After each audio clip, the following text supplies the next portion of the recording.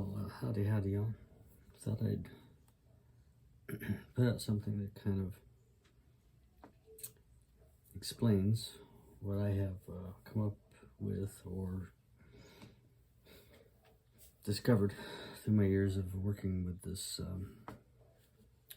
controlled tossing and setting deal. And that is there's 3 planes or 3 points, axis. Not quite sure how you all want to refer to it, but there's 3 places that have to be in alignment to where you want to throw the dice, and your fingers have to be in alignment with those places in order to keep the dice in correlation to each other all the way down to their landing spot, and hopefully as much in correlation to each other in the way you've preset them as possible to result in a controlled result or a influenced result. Okay, there's a gentleman out there, I think his site is called Pro Craps or something like that, and he's been talking about he's had a series of things going on, which I think is excellent. No disrespect whatsoever. I think it's fantastic. On is dice control real? Well, in my opinion, yes, it is real, but it's only real in the sense that it is a skill. It is based on physics. It is based on where the numbers are positioned on the cubes, how the cubes are positioned, and the probabilities of the numbers that can result from all of that. And then how you, as a shooter of those dice, regardless of what the betting situation is, launch those dice to the opposite end of the table, which is the objective, and they have to hit the back wall. And then when they stop moving, that is the result. So, you can just pick dice up and fling them, or you can pick dice up in a way that you have controlled the position that they're in, and that the way your fingers are on the dice, you are controlling the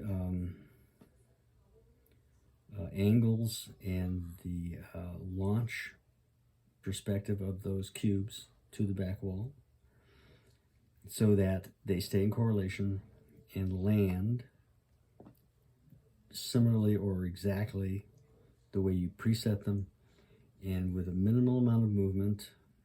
Sometimes there's more movement than you want, but in a way that the movement is, the randomness after the movement is minimalized to hopefully avoid the 7 and maximize numbers that are not the 7.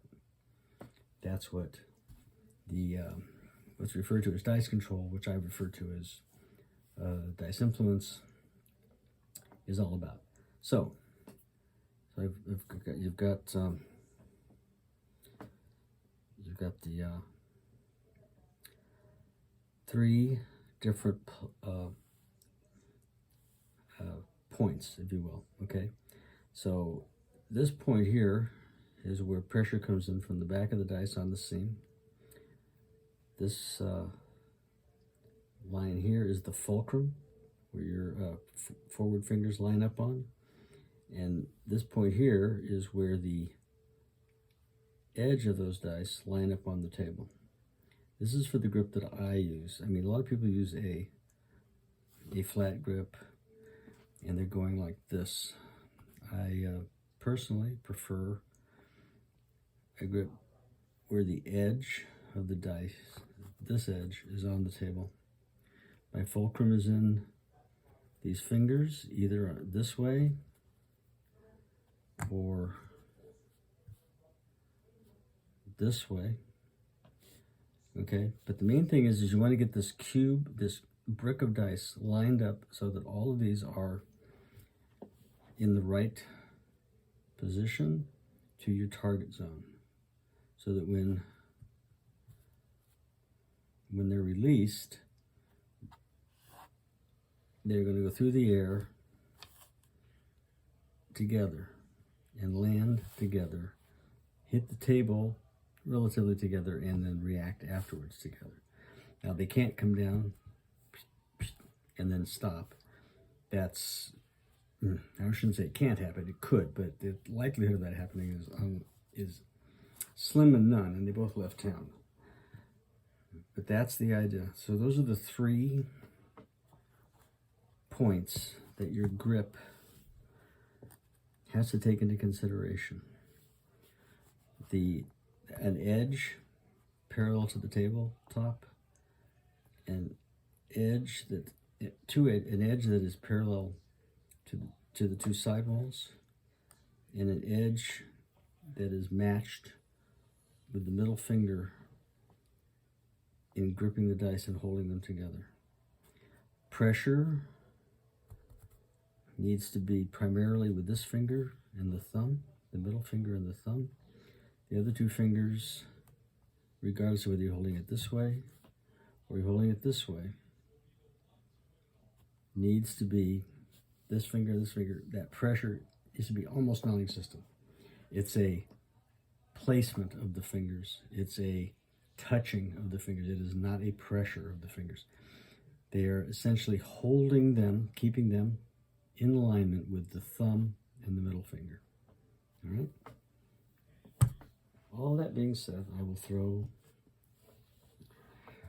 one hardway set down the table, and we'll show you we'll talk about what the result is. Good, bad, or indifferent, okay? Now I'm using, this is a grip that I had. It's my old school. This is the grip I really kind of started with. I would get those 2 fingers out there like that. To get the thumb and the middle finger in the right spot, I would bring them in and drop it down. And I got a 2 off axis 2. Oops. Come on. There we go.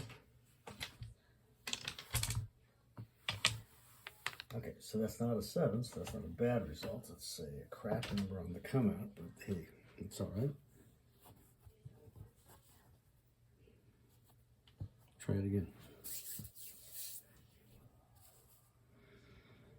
So again, I'm getting this axis across those fingers there.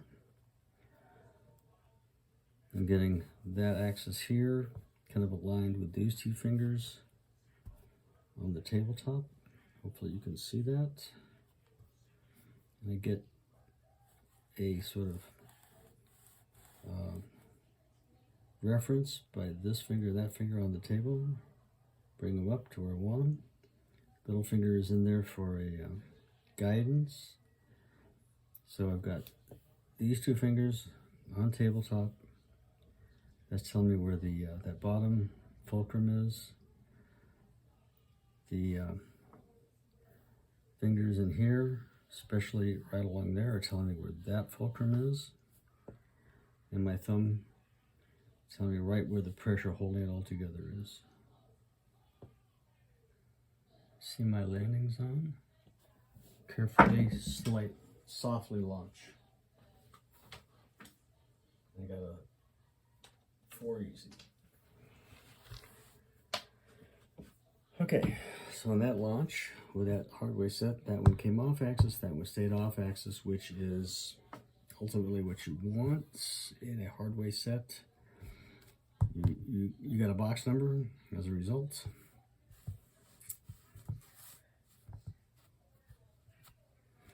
And you go from there. With that hardware set, or any 7-axis set, obviously one die that stays on axis, one die that pops off axis. You can never throw a 7. It just can't happen. And believe it or not, randomly, if you put the dice on a hardware set and throw them randomly, that was a 9. 50% of the time, you're going to end up with one off axis and one on axis.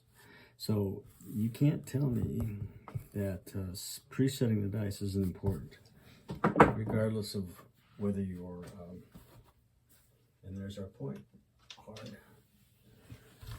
regardless of whether you're trying to influence via grip and toss, okay?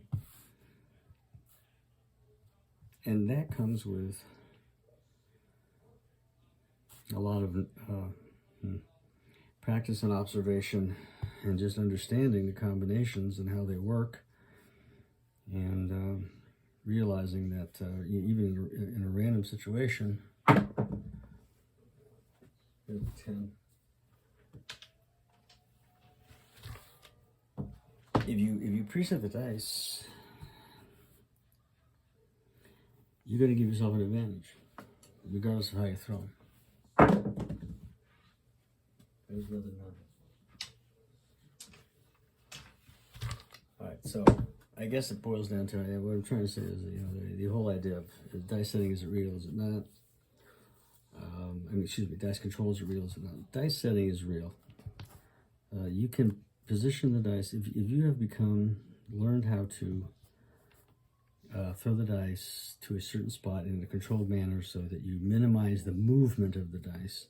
Then presetting them just helps. There's a 10. You know what I mean? What do you mean, Jelly Bean? All right, I'll do one more.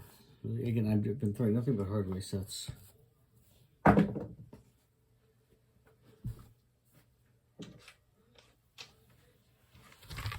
Oops, that was a 9. Either way, it was whatever. It was not a 7, but I will end with that. So remember, the precision grip is based on a fulcrum that the dice come off your fingers and roll towards the target. And it's also based on a pressure fulcrum, a sort of pivot fulcrum, and a resting, if you will. So there's 3 spots: the rest, the roll, the pressure. And that, regardless of how you're doing it, even if you're doing it this way, it's the same sort of thing. Even if you're doing a side spin, you're doing this, it's the same kind of deal. The dice are going to be doing, you got to keep them in a brick, and you got to keep them spinning together. And that's, where it's at. Let's do a corner toss, just for fun. Okay. Corner tosses, I always.